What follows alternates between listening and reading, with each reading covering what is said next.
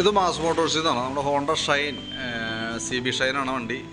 Oil കത്തി level കുറഞ്ഞു പോകുന്ന കംപ്ലൈൻ്റ് ആയിട്ടാണ് വന്നിരുന്നത്. അപ്പോൾ നമ്മൾ അഴിച്ചു നോക്കുമ്പോൾ സിലിണ്ടർ പിസ്റ്റണൊക്കെ അത്യാവശ്യം നല്ല രീതിയിലുള്ള ഡാമേജ് ആയിരുന്നു. അപ്പോൾ നമ്മൾ സിലിണ്ടർ മാറ്റി റീസെറ്റ് ചെയ്യുന്ന അതിൻ്റെ ഡീറ്റെയിൽസ് പറഞ്ഞുകൊണ്ടുള്ളൊരു വീഡിയോ ഉണ്ടത്. നിലവിൽ നമുക്ക് അതിൻ്റെ വാൽവൊക്കെ കംപ്ലൈൻറ്റ് ഉണ്ടായിരുന്നു. വാൽവൊക്കെ നമ്മൾ മാറ്റി പുതിയ വാൽവ് ഇട്ടാണ് അത് ലെയ്ത്തി കൊടുത്ത് സീറ്റ് ചെയ്ത് ക്ലിയർ ചെയ്ത് മേടിച്ചിട്ടുണ്ട്. അതേപോലെ തന്നെ ഈ ക്യാം ഷാഫ്റ്റിൻ്റെ സൈഡിലത്തെ ബെയറിങ് 2 ബെയറിങ്ങും മാറ്റിയാണ്. ഇത് പുതിയ ബെയറിങ്ങാണ് ഇരിക്കുന്നത് കേട്ടോ. 2 ബെയറിങ്ങും മാറ്റി റീസെറ്റ് ചെയ്തിട്ടുണ്ട്. ക്യാം ഷാഫ്റ്റിന് വേറെ കംപ്ലൈൻ്റ് ഇല്ല. അപ്പോൾ അതുകൊണ്ട് ക്യാം ഷാഫ്റ്റ് നമുക്ക് അത് തന്നെ യൂസ് ചെയ്യാം.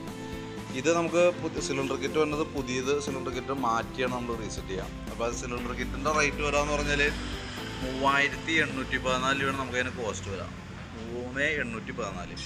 അതിനകത്ത് വരാമെന്ന് പറഞ്ഞു കഴിഞ്ഞാൽ നമുക്ക് അതിൻ്റെ സിലിണ്ടർ ഉണ്ടാവും, അതിനകത്ത് പിസ്റ്റൺ വരും, അതേപോലെ റിങ്സ് സെറ്റ്, പിന്നെ അതിനകത്ത് 1-2 ഗ്യാസ്കറ്റുകളും കൂടി അതിനകത്ത് വരും. ഹെഡിൻ്റെയും സിലിണ്ടറിൻ്റെ 2 ഗ്യാസ്കറ്റും ഉണ്ടാവും അതിനകത്ത് കേട്ടോ. ഇത്രയായിട്ടാണ് നമുക്ക് അതിൻ്റെ കിറ്റിനകത്ത് വരാം.